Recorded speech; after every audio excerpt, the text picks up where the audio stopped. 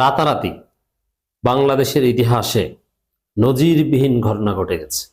Overnight, অল্প সময়ের মধ্যে একটি পলকে সম্পর্ক বদলে গেল, এরকম একটা বিষয়। ডক্টর ইউনূসের আমলেই, doctor Yunus head of the government থাকা অবস্থায় 54 বছরের অপেক্ষার অবসান। ভেরি ইম্পর্টেন্ট ডিসকাশন দর্শক। আমাদের কিসের 54 বছরের অপেক্ষা, এটা আগে বুঝতে হবে, তারপরে রাতারাতি কি ঘটেছে সেদিকে আসি। 54 বছর আগে বাংলাদেশ স্বাধীন হয়েছে। স্বাধীনতার 55তম বছরে আমরা পদার্পণ করেছি। 55তম বিজয় দিবস আমরা উদযাপন করেছি, কিন্তু আমরা স্বাধীনতার স্বাদ পাইনি, সুফল পাইনি। আমরা কার্যত ভারতের কাছে পরাধীন ছিলাম। সেই 1971 সালের 16 ডিসেম্বর থেকে বাংলাদেশের প্রশাসন ভারতের দখলে ছিল। ডিসি অফিস, ইউএনও অফিস, তখন তো ইউএনও ছিল না, মানে উপজেলা বা থানা অফিস, এমনকি থানা, পুলিশ প্রশাসন সব ভারতের নিয়ন্ত্রণে ছিল। এর মানে আসলে পুরোপুরি স্বাধীন কিন্তু আমরা 16 ডিসেম্বরও হয়নি। পাকিস্তান আত্মসমর্পণ করেছে, কিন্তু কমপ্লিট স্বাধীনতা আমরা 16 ডিসেম্বরও পাইনি, কারণ প্রশাসনের একটা বড় অংশ সরাসরি ভারতের নিয়ন্ত্রণে ছিল।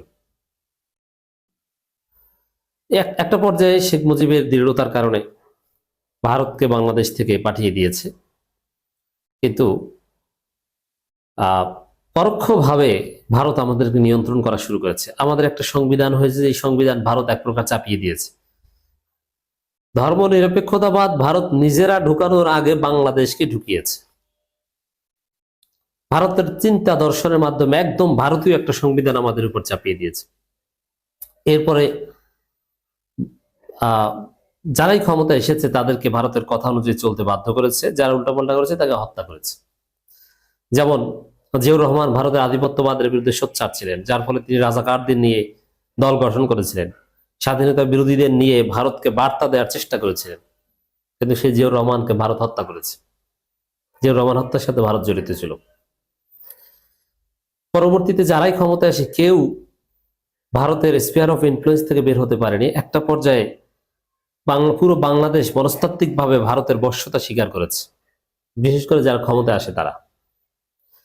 একটা পর্যায়ে এসেছে যে তারেক রহমান বাধ্য হয়ে ভারতে দূত পাঠিয়ে বলে দিয়েছেন যে আমার আব্বা জিয়াউর রহমান, আমার আম্মা খালেদা জিয়া যে ভারতের আধিপত্যবাদের বিরুদ্ধে লড়েছেন, ওই রাজনীতি আমরা করব না, ভারতের কাছে আমি নতি স্বীকার করলাম। হুমায়ুনকে পাঠিয়ে কথা বলে এসেছে। বিবিসি বাংলা সব বিভিন্ন জায়গায় এইভাবে রিপোর্ট হয়েছে যে আগের মতো ভারত বিরোধিতা বিএনপি করবে না। এর মানে 54 বছরে আমরা স্বাধীন হতে পারি। আমরা যেটা চেয়েছিলাম যে বাংলাদেশ একটা ভূখণ্ড পেয়েছে, বাংলাদেশ হবে বাংলাদেশ স্বাধীন সার্বভৌম, ভারত বাংলাদেশের উপর কোনো খবরদারি করতে পারবে না, বাংলাদেশ কিভাবে চলবে এটা বাংলাদেশ ঠিক করবে, ভারত কিসের, ভারত একটা বন্ধু রাষ্ট্র হিসেবে তাদের সাথে সুসম্পর্ক থাকবে, দ্যাটস ইট, এর বাইরে কিছু না। কিন্তু না, সেটা হয়নি, ভারত সেটা করতে দেয়নি। আমরা ভারতের কাছে এক প্রকার পরাধীন ছিলাম। গত 15 বছরে কি হয়েছে আপনারা দেখেছেন? ভারতে সাম্প্রদায়িক দাঙ্গা নিয়ে বাংলাদেশের চাঁপাইনবাবগঞ্জ বা এইসব এলাকার তরুণরা ভিডিও বানালে ভারত থেকে বাংলাদেশ থেকে ধরে নিয়ে যাওয়া হতো, অথবা ভারত লিস্ট পাঠাতো বাংলাদেশের অমুক অমুক ইউটিউবারকে ধরে বর্ডার থেকে পাস করত। সালাউদ্দিন গুমকেজ কিংবা সুখরঞ্জন বালি গুমকেজ আপনারা দেখেছেন গত 15 বছরে কি করেছে। আমরা এক প্রকার ভারতের অঙ্গরাজ্য ছিলাম, মোটেই স্বাধীন ছিলাম না। নরেন্দ্র মোদী বাংলাদেশে আসবে, বাংলাদেশের মানুষ বিক্ষোভ করছে, এটা স্বাভাবিক, এটা পৃথিবীর অনেক জায়গায় হয়, এটা ডোনাল্ড ট্রাম্পের ক্ষেত্রে হয়।